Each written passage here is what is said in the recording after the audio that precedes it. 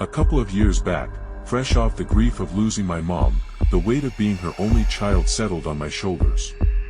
Her house became mine, a looming inheritance. Back then, I was stuck in a cramped, drafty apartment, barely scraping by. The decision was a no-brainer: move in. The house was paid off, a gift that would save me a ton of money, perfect for getting back on my feet. The plan was simple: live there a few years, save up, then sell it and finally buy the house I'd always dreamed of. Lease up at the ramshackle apartment, I packed my things and headed across town to the house. It sat in a community of farmland, though most of the fields lay fallow now, empty and overgrown. My mom's land mirrored the rest, an old barn-style house plopped in the middle of a giant field, with only a tiny, overgrown path leading to it. The first week was a whirlwind of cleaning and unpacking, settling into this new, strangely isolated space. One night, while putting things away, I heard the unmistakable rumble of a car approaching the house. Peeking out the window, I saw an old pickup truck creeping down the overgrown path. Strange, since the only reason someone would be coming there would be for the house. Just as it reached the path's end, it stopped abruptly. I could make out a man's silhouette in the driver's seat, but not much else. He sat there for a while, headlights cutting a stark path through the field, the silence thick and unsettling. Before I could even wrap my head around it, he did a three-point turn and drove away, leaving me staring out the window into the darkness. Probably a wrong address, I convinced myself, but the image of that truck sent shivers down my spine. It was just too creepy to see someone out there so late, especially in such a desolate place. A few days passed, the house gradually transforming from an unfamiliar space into a place that felt somewhat like home. Sunday night, I was unwinding after a long week, catching up on TV with a home-cooked meal, when that familiar sound returned, a car approaching. Window peak again, and there was that same pickup truck, headlights off this time, like a predator stalking its prey. No way it was an accident twice. This time, a knot of dread formed in my stomach. Checked my phone, almost 1 a.m. Who comes rolling up at that hour with good intentions? The truck rolled right up to the house and parked with a crunch of gravel. A man got out and started walking towards the porch with a determined gait. Anxious, I watched from behind the curtain, but there was no doorbell ring or knock. Cautiously, I crept to the front door and peeked through the peephole. A man stood there, bathed in the faint moonlight filtering through the window, staring right at the door. Terror flooded my veins. He seemed to be contemplating something, his body language tense and unpredictable. Then, just as abruptly as he appeared, he turned and hurried back to his truck, driving away fast. Shaken to my core, I called the police, but there wasn't much they could do without any evidence of a break-in. Went to bed that night with a bad feeling gnawing at my gut, and rightfully so. As if on cue, I woke up to what I thought was a knock at the door. Just one, a single, jarring rap. Shot up in bed and checked the window, but the truck was nowhere in sight. Heart pounding a frantic rhythm against my ribs, I left my room to investigate, every muscle tensed for movement.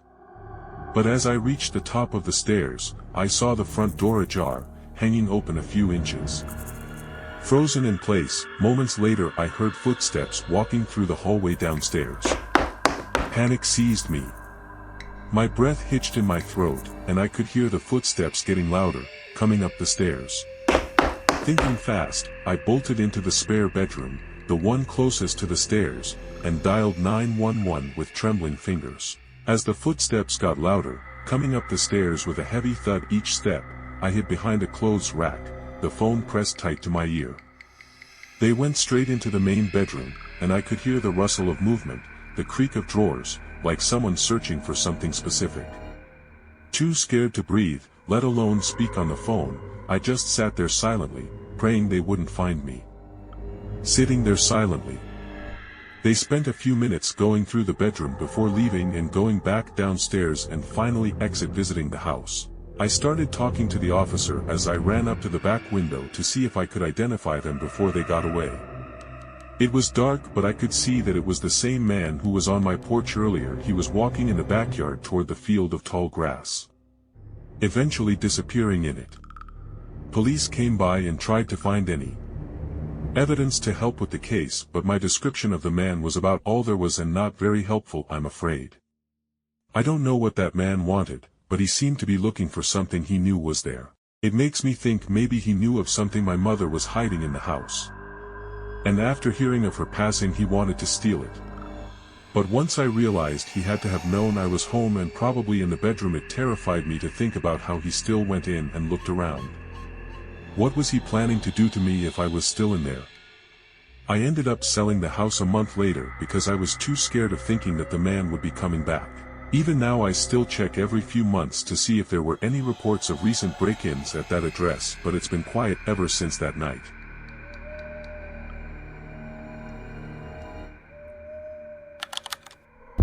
There's a forest near my hometown, riddled with camping spots. A couple years back, visiting family for a week, I decided to camp solo for a night or two. Gear wasn't fancy, but I wasn't aiming for anything crazy, just a quiet spot to pitch a tent. Started on a random trail, figuring it'd lead to a familiar pond a few miles in. By mile 5 or 6, though, it was clear this path was going somewhere else. Intrigued, I kept going, but after hours of walking, it felt endless. Legs getting tired, I found a decent spot off the trail to camp for the night. Dusk was settling, so I raced the fading light to set up camp and get a fire going. Just minutes before darkness swallowed the forest, the fire crackled to life, casting a decent glow around my little campsite, but not enough to venture more than 15 or 20 feet away.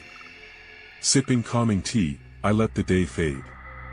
Time blurred, but an hour or so into the night, I heard someone coming down the trail. At first, I thought maybe a bear, but as they got closer, the unmistakable figure of a person emerged. Strained to see in the dim firelight, I watched them walk by, just a dark outline with a backpack. They didn't stop, just kept moving on the trail, past my campsite. Strange, I thought, no flashlight for a night hike. But the backpack gave me a sense of, they know what they're doing, and I dismissed it. Another hour by the fire, then I let it burn low before crawling into my tent for the night. Nature called in the middle of the night, and despite the discomfort of waking up, I couldn't fall back asleep. Unzipping the tent, I walked a good distance away to answer the call. Turning to head back, a flicker of movement in the moonlight caught my eye, on the other side of my tent. The light was weak, but something deep down told me it was a person. Heart pounding, I crept back to the tent, eyes scanning the trees around my camp. Everything was so dark. Reaching in, I grabbed my backpack and fumbled out my flashlight. Click. Finally some light. A beam of light sliced through the darkness, revealing a tall figure standing by the trail, just like the one I'd seen earlier. But as fast as I saw them, they vanished behind the trees, swallowed by the shadows. Silence returned, thick and creepy. Frozen for a moment, I sat there with the flashlight, the weight of the situation settling in. One thing was clear, it was time to leave. Grabbing what I could, my backpack, leaving the cheap tent behind, I scrambled back to the trail. Reaching the spot where I'd last seen the figure, my fear spiked. No sign of them anywhere. Were they watching?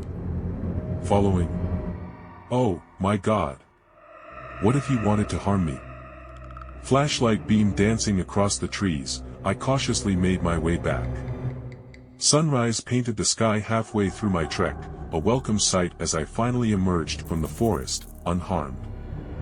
Back home, I looked up the trail I'd taken. Turns out, it wasn't even an established path. Maybe it was another explorer, just following wherever the trail led. But that doesn't explain the late-night visitor. Why stalk my camp? How long had they been there? The chilling truth is, that night could have easily ended differently. Leaving when I did was probably the only way I got out of there alive. Now, the memory of that night still terrifies me to my core. The forest, once a place of peace and solitude, now holds a lingering sense of unease. The image of that figure, a silent watcher in the darkness, is a reminder of the night my solo camping trip turned into a brush with something unsettling. I mean, what if the guys wanted to harm me? I'm not sure how I would have reacted. Just thinking about it scares me,